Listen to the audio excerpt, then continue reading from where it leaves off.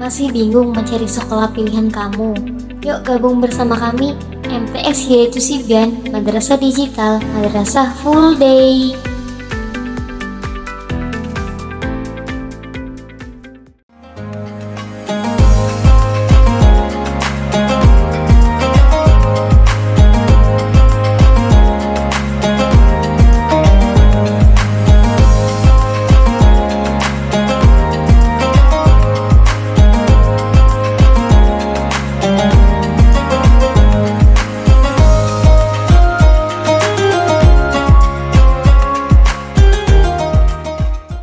Bismillahirrahmanirrahim. Assalamualaikum warahmatullahi wabarakatuh. Alhamdulillah wassalatu wassalamu ala Rasulillah. La haula wala quwwata illa billah. Amma ba'd. Qala ta'ala fil Qur'anil 'azim. A'udzu billahi minasyaitonir rajim. Bismillahirrahmanirrahim. Wa likulli wijhatun huwa muwalliha fastabiqul khairati aynama takunu ya'ti bikumullah. Ya'ti bikumullahu jami'an innallaha ala kulli syai'in qadir. Sadaqallahul adzim wa sadaqa rasul nabiyil karim wa nahnu dzalika nasyhadina Allahumma taqabbal innaka samiul alim.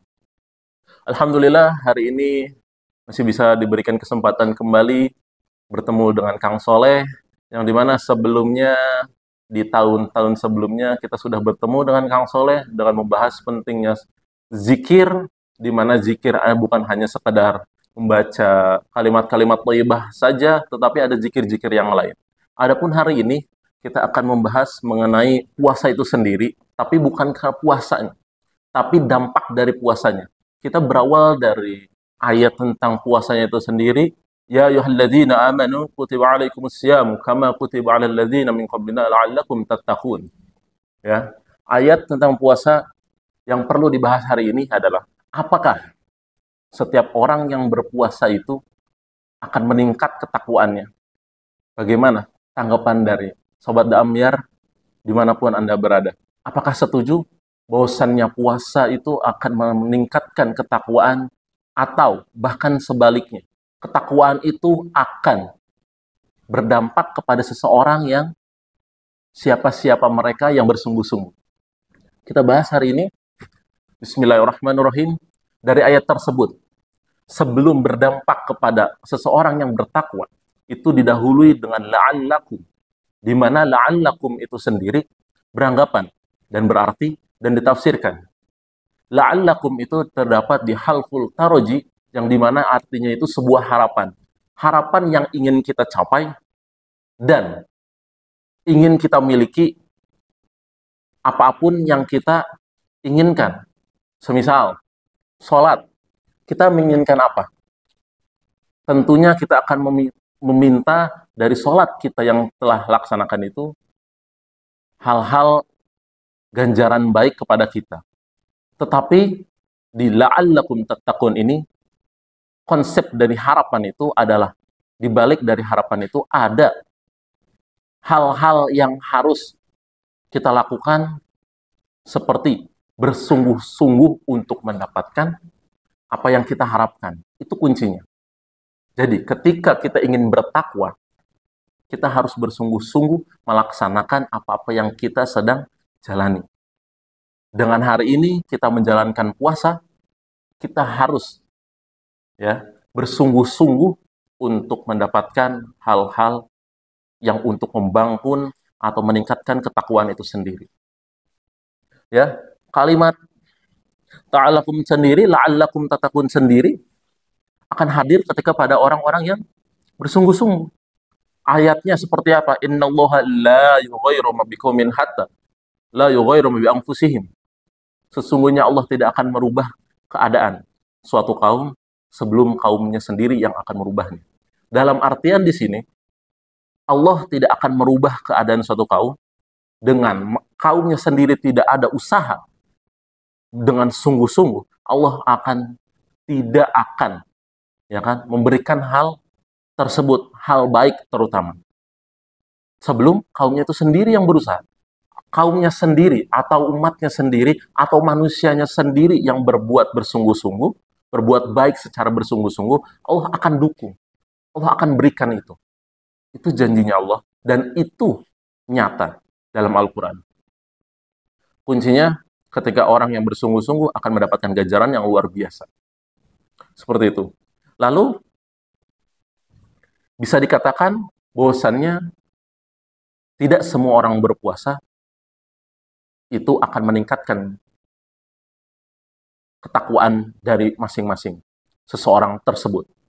Karena dilihat dan diukur dari seberapa besar kesungguhan yang manusia itu lakukan.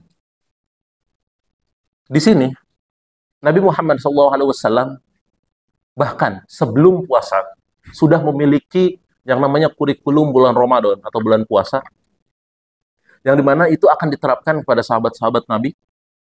Yang penting dalam hal itu 3 hal.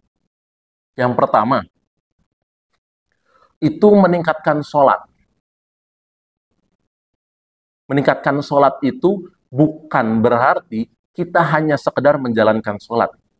Tetapi karena kita ada bahasanya meningkatkan, berarti itu lebih dari melaksanakan fardu.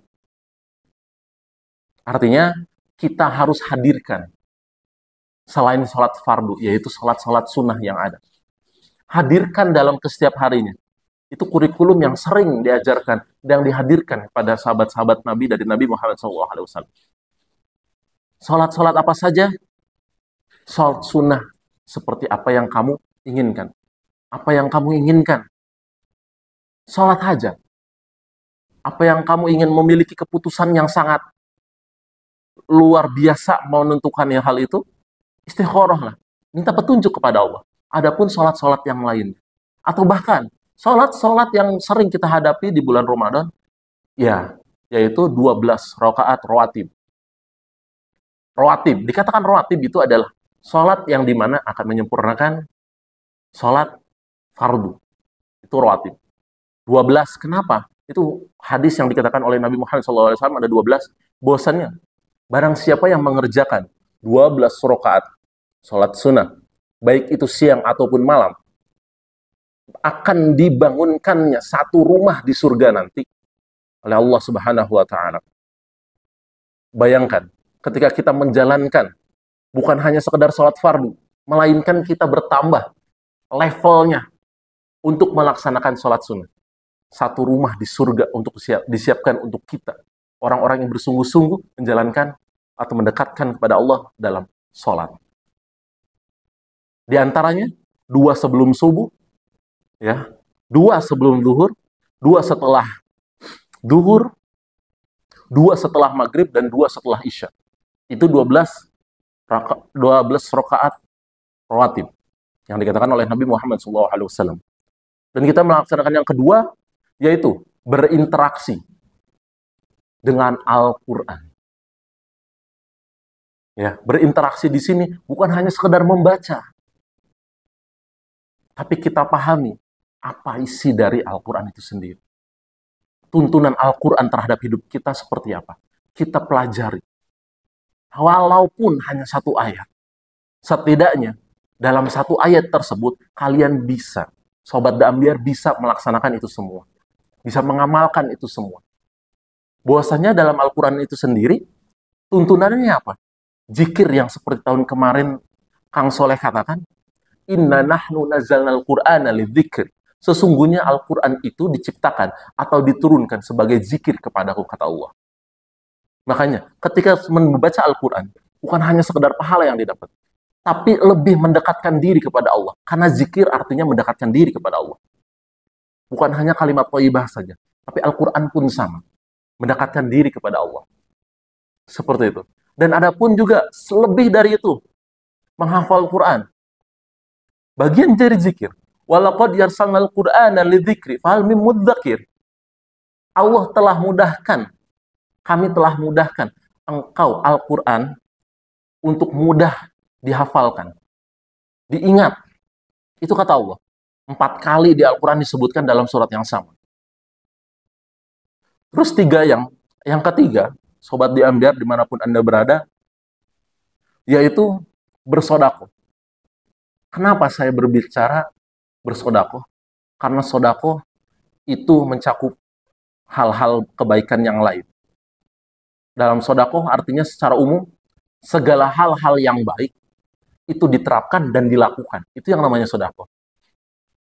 Lalu kenapa banyak orang yang beranggapan sodakoh itu bisa dikatakan sama dengan infak dan zakat? Karena kalimat umum yang tersebut, hal-hal baik yang dilaksanakan, itu adalah merupakan sodakoh yang akan ditingkatkan derajatnya oleh Allah Subhanahu wa Ta'ala. Infak, berbagi, baik itu dalam tenaga, pikiran, atau finansialnya, atau keuangan, bagi orang-orang yang sangat membutuhkan, itu merupakan sodakoh. Apalagi dikatakan ganjaran itu bakal dapat oleh Allah Subhanahu wa Ta'ala dilakukan secara rutin atau istiqomah. Entah itu sehari sekali, atau bahkan kalau berat sehari sekali, seminggu sekali, atau bahkan lebih berat lagi, barangkali berat lagi, ya sebulan sekali. Atau emang 1 bulan sekali dengan jumlahnya besar dan sangat berat untuk kita, lakukanlah setahun sekali, tidak apa-apa. Yang jelas itu istiqomah. Terus-menerus tanpa terputus. Zakat pun sama. Bukankah zakat akan meringankan bagi orang-orang yang fakir dari hasil-hasil yang sudah ditetapkan kepada orang-orang yang sanggup dan wajib untuk berzakat? Itu pun ketika rutin, bukankah zakat itu ada salah satunya yang dilaksanakan saat bulan Ramadan? Zakat fitrah. Itu yang akan dilaksanakan, dan itu akan membantu bagi orang-orang yang sangat membutuhkan. Seperti itu, Sobat The Ambiar dimanapun Anda berada, Kang Soleh bukan untuk menggurui, Kang Soleh hanya untuk berbagi, mengingatkan kembali kepada sahabat The Ambiar dimanapun Anda berada. Mungkin cukup sekian kultum hari ini. Kurang lebihnya mohon maaf. Wassalamualaikum warahmatullahi wabarakatuh.